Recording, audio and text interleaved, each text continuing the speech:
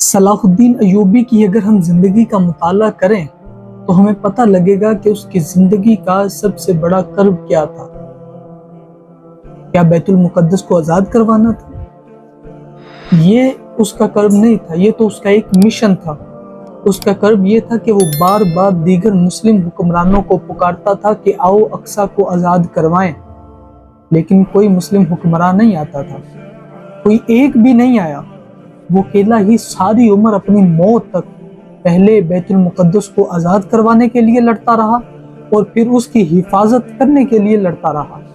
وہ بہادر امت کا دلیر حکمراں سپہ سالار تھا، مگر دکھوں کا مارا ہوا تھا۔ پتہ ہے کیوں؟ کیونکہ دوسرے تمام مسلم حکمرانوں کے نزدیک اپنی سلطنت کی حفاظت و حرمت زیادہ عزیز تھی۔ وہ اپنی کرسی اور اقتدار کو مضبوط کرنا زیادہ ضروری سمجھ رہے تھے۔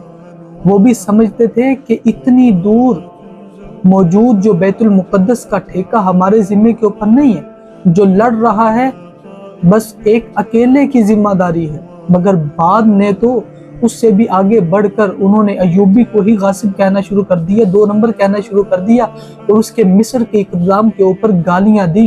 اس کے اپنے استاد سلطان نور الدین زنگی کے وارثوں نے بھی اس کا ساتھ نہ دیا۔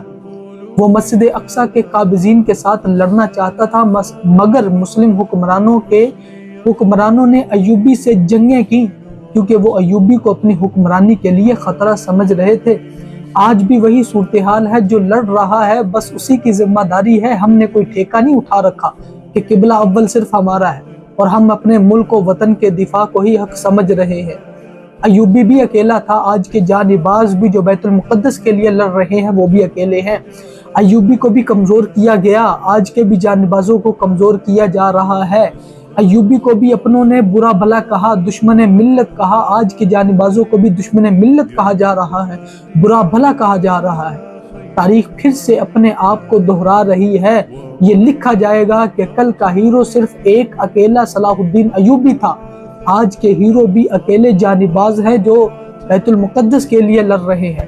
کل لوگوں کو تاریخ کے سنہرے اوراق میں نہیں لکھا گیا، لیکن آج کے نام نہاد اپنوں کو سنہری اوراق کے اندر کوئی بھی جگہ نہیں ملے گی، واللہ نہیں ملے گی۔ ان کے ساتھ جو کھڑے ہوں گے اور بیت المقدس کی جو حفاظت کریں گے، انہی کو ہی تاریخ یاد رکھے گی۔